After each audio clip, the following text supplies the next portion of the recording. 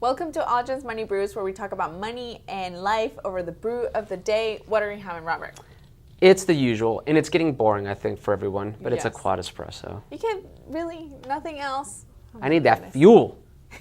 I'm having some kombucha today. Nice. Yeah, I need just that, the probiotics. Did I tell you about that story? Another story anyway, though. Okay, we'll talk Kombucha about blew up that in an elevator. Horrible. Do now. I don't want to know anything about kombucha. was bad. Nothing bad because I love it.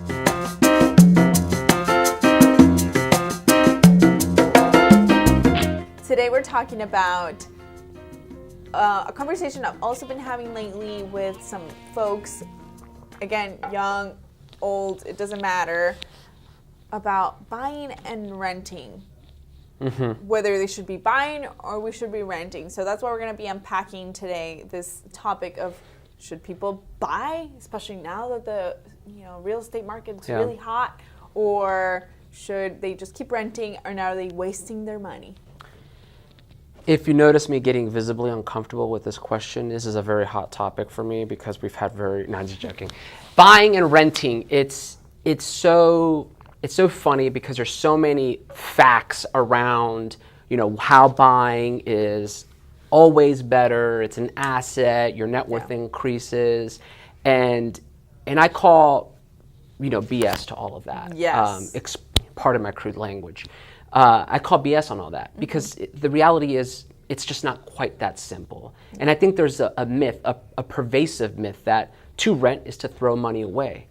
And the reality is to live in a home, whether you're renting it or owning it, you're going to be throwing money away. Yes. There's a lot of money that you're going to invest that you will never get back. Absolutely. And oftentimes when a person starts to break down the formula of real estate as an asset, but it's also a home that you happen to live in, they're very selective of which variables they want to bring into this equation.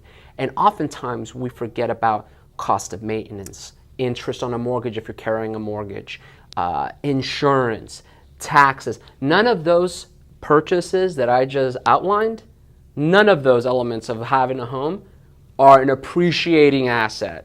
You will never get $1 of that back. So really, when you talk about buying versus renting, it comes down to what you buy, how you buy it, how much money do you put down, do you buy it all cash, and quite frankly, what the purpose of that purchase really is, because a home is really not an investment.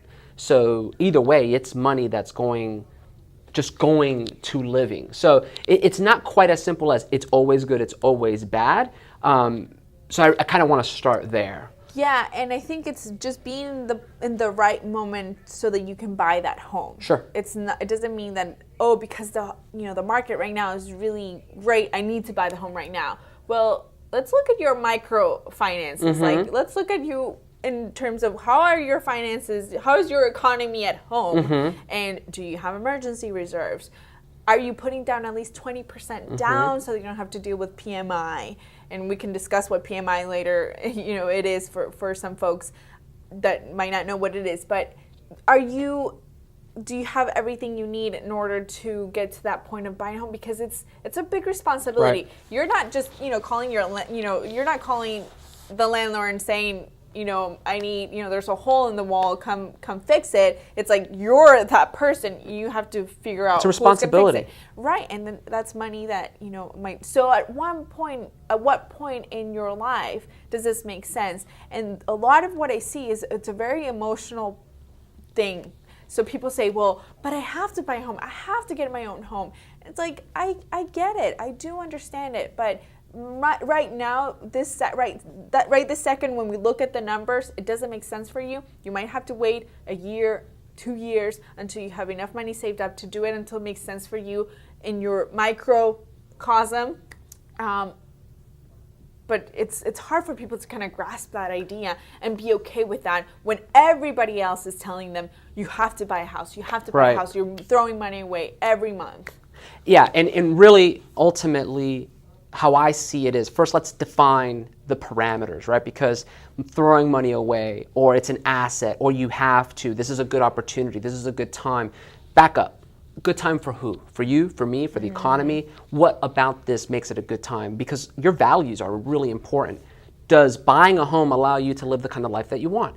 You're not going to be able to travel as much maybe. Perhaps you can't just move careers from the East Coast to the West Coast because now you have a responsibility, a liability. I mean, there are definitely ways to work through it, but you have to consider all of those things. Does purchasing a home help you or hinder the life that you want to live? Right. It's always an opportunity cost. And all we are asking, if nothing else, when you consider buying versus renting, is weigh out the opportunity cost, because the money you put towards rent could be going towards something else, and vice versa. The money you put towards owning a home could go towards something else. Is that something else something that's meaningful enough that you feel like you're sacrificing? Then if that's the case, maybe we need to really examine whether or not buying is the right direction for you, or renting for that matter. Yeah, I think it's not just a calculation in terms of numbers. It's also a calculation about kind of other factors. Lots of factors to consider. Your lifestyle, what you want in the future, what this investment is going to do for you, what's going to happen when you move out, if you need to move out. So lots of things to consider, and that's what we would like for you to do, is just consider these factors. And if you're renting, it's okay. If you're buying, it might be okay as well. But just given the fact that you've making a good effort into considering what's at stake. Absolutely, and if ever, your balance sheet should never reflect your self-worth. It really is one of those situations where whether you buy versus whether you rent, one doesn't make you better or worse. It's really a very, very personal thing. And as a matter of fact, we want you, if you want to know more about this idea, this concept, because there's so many variables to it, let us know. What are the questions that you have around buying a home? How much should you put down? When should you buy? How should you buy? Let us know. We want to talk about the things that are important to you. Let us use our collective wisdom and our accumulated experience and leverage it to help you make better financial decisions. Thanks, and we'll see you guys at the next Money Brews. Should I have added subscribe to our channel now? Okay. We're not sharing.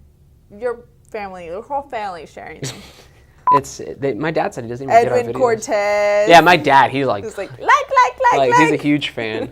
My mom. I don't think my mom's been sharing. And my sister, I think she reluctantly shares. Why do you think that is? I think she forgets she doesn't Examine use social that media. relationship. She doesn't use social media. So I think we're done? Are we done? We're done. Look at that.